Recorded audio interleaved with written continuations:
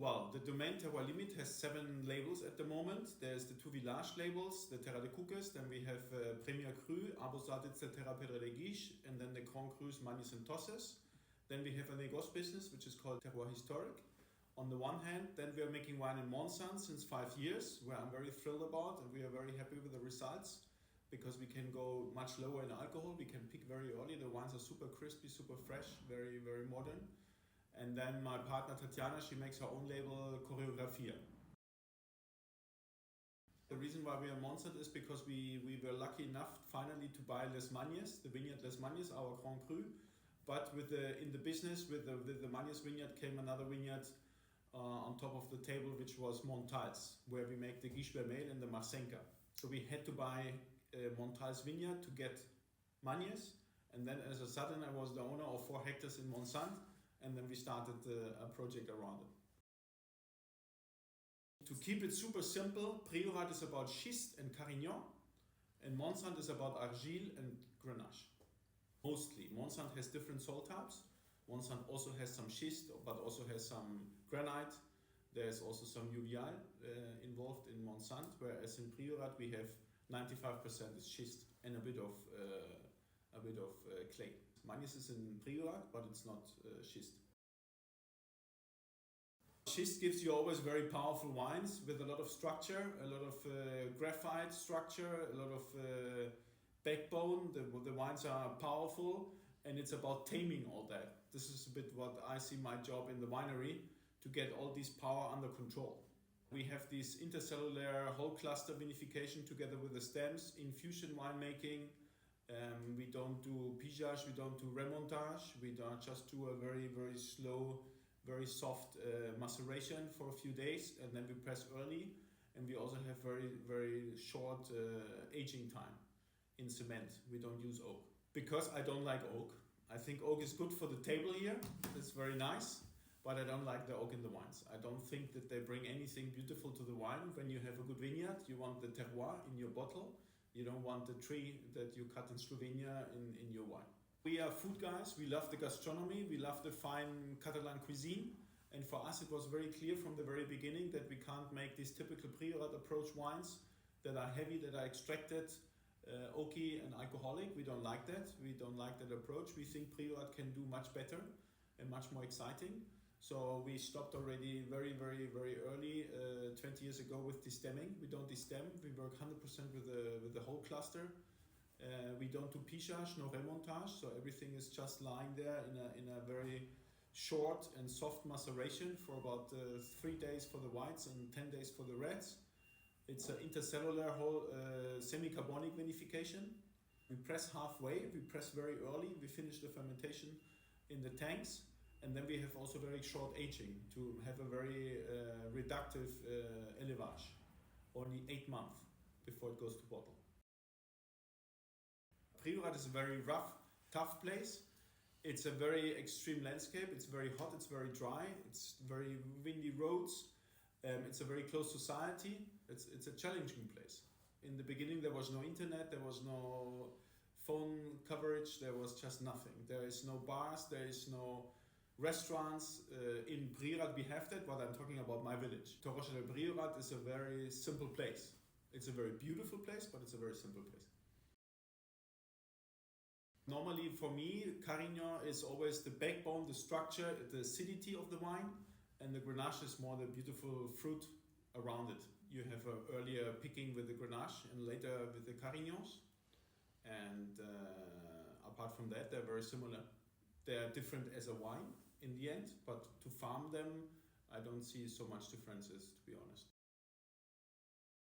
We're doing about 2,000 kilos per hectare. So very low, unfortunately, too low. We have people from all around the world. That makes it very attractive. I like that. That's also my character. This is how I grew up and how I like to live. People are very engaged. They're very motivated, and yeah, it's great to work with them and to develop the team. We are working organic and biodynamic, but we are not dogmatic about the biodynamic.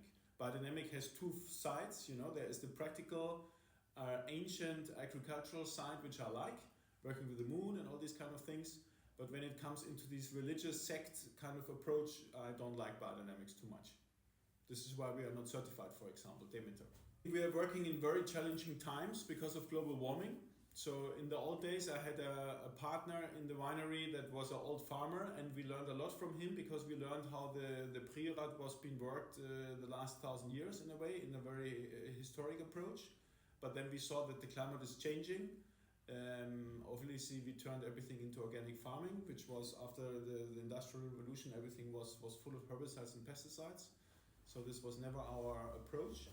But we also had to address the global warming and the droughts. And in the beginning, we had some cover crops, and then we also saw that even the cover crops, the soil is not, there is not enough moisture to keep the cover crops. There's too much competition going on. So we stopped with that. We are plowing the minimum.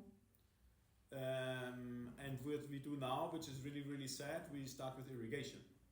I always like the idea of dry farming and to express the landscape and the climate in your wines, but what I saw in the last 3 years changed my mind.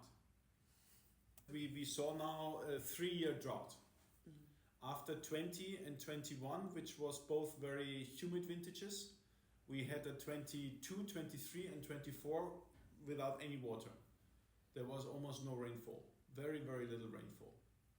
And we had 22 and 23 very good vintages, but the 24 was devastating, there was no grapes.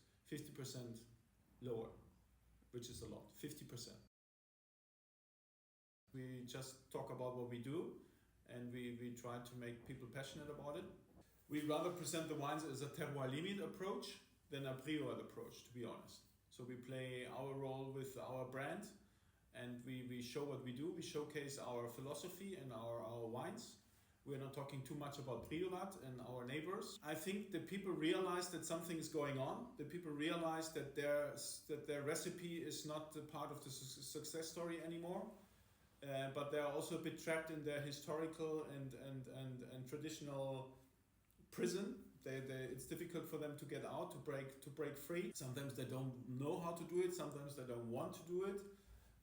It's changing a bit, the region, yes. I see more and more cement tanks. I see earlier picking.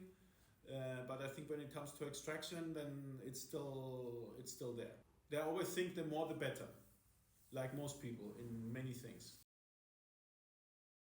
It's about beauty, it's about landscape. We have really fantastic vineyards that it's very difficult to talk about them sitting here in the office. I would love to take you to the vineyards and show you. Then you understand easily, because these are really monuments of nature. And when you have such a beautiful vineyard in front of you, and then you vinify it and you realize the differentiation towards the other vineyards, that they are so huge, all vineyards express themselves completely different, in a different way, then it becomes very logic and clear that you don't want to blend that away. You don't want to lose that character and that personality. Well, the future of Priorat, the big challenge is the global warming, obviously. We are already in a hot place. We are standing already with our back towards the wall. We can't really, like in Germany, they do Pinot Noir now, and one day maybe they plant Grenache. So they're very flexible, because they have a lot of space to move. We don't have space to move. We are already without any space to move. But the irrigation will be a big issue. We have to learn to manage water. And when it comes to Terroir al Límit, we are planning now to build a new winery. That's very important for us, because the old place became very small and very complicated to work. And we see ourselves also opening up towards private customers. So that's also new. In the old days, we didn't have a facility, but now we have a very nice tasting room. So we are really open to welcome people from all around the world to share with us their passion for wine.